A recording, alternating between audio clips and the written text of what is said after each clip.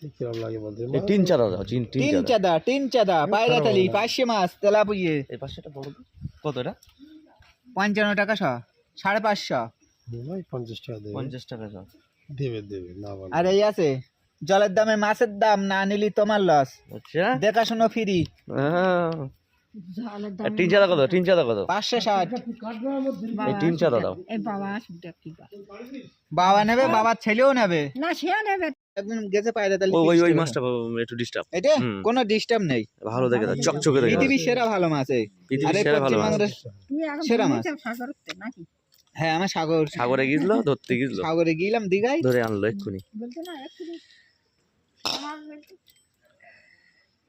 মেলা নিল আরো একটা লাগবে।